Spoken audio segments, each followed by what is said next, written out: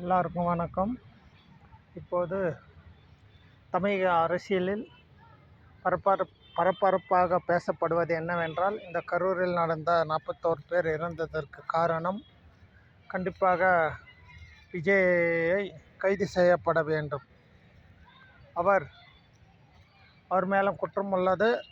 இதற்கு அடுத்த இந்த 41 பேர் இறந்ததற்கு யார் துணையாக இருந்தார்களோ, எந்த கட்சியில் அதில் சம்பந்தப்பட்டிருந்தார்களோ அத்தனை பேரும் கைது செய்யப்பட வேண்டும். எந்த அளவுக்கு குற்றம் இருக்குது என்பதை விஜய் 41 பேர் இறந்ததற்கு காரணம் என்று முழுமையாக நான் கூறவில்லை. பட் விஜயின் பங்கும் இருக்கிறது.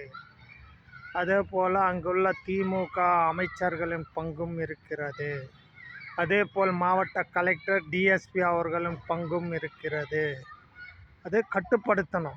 அந்த அளவுக்கு கட்டுப்படுத்தி அவர் விஜய்க்கு 6 மணி நேரம் தாமதமாக வந்ததற்கு முன்னாலே அங்குள்ள டிஎஸ்பி காவல் அதிகாரிகள் ஆராய்ந்து அந்த பொதுக்கூட்டம் இந்த அளவு கூட்டம் இருக்கிறதே, இப்போது வந்தால் மக்களுக்கு தொந்தரவுகள் அதிகமாக இருக்கும், இதனால் சில இடையூறுகள் இருக்கும் என்பதை ஏன் ஆராயவில்லை? காவல்துறை அதிகாரிகள் மேலும் குற்றம் இருக்கிறது. அந்த பொதுக்கூட்டத்தை ரத்து செய்திருக்க வேண்டும் காவல்துறை ஆராய்ந்து. ஏனென்றால் 6 மணி நேரம் தாமதமாக வருகிறது என்று 6 மணி நேரம் தாமதமாக வர்றார் இவர் விஜய்.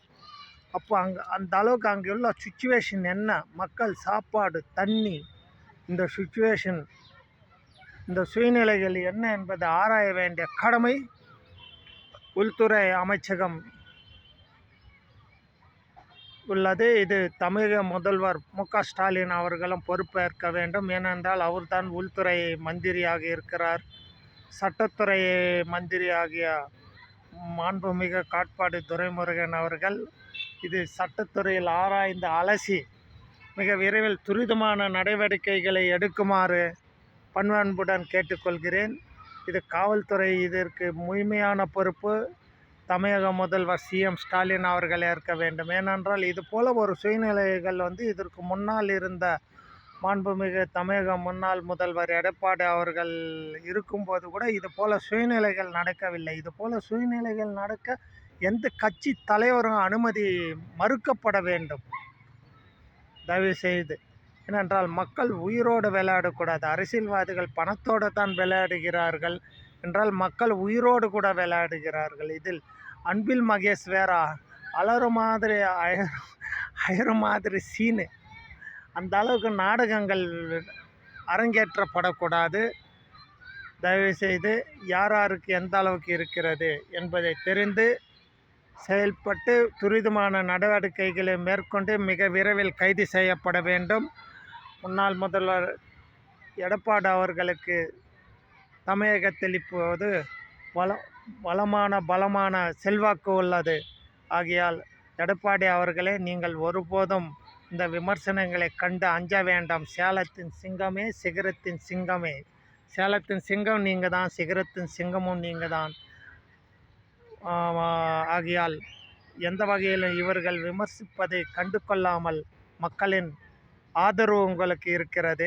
அதேபோல் எந்த வகையிலும் ஓபிஎஸும், டிடிவி தினகரனும், சசிகலா ஆகிய இந்த பெரிய நச்சு சசிகலா அந்த அம்மா, அந்த எந்த வகையில் அதிமுகவில் சேர்க்காதீங்க, கொண்டு வராதீங்க. இந்த நச்சுக்களை கண்டிப்பாக கட்சியில் சேர்க்காதீங்க.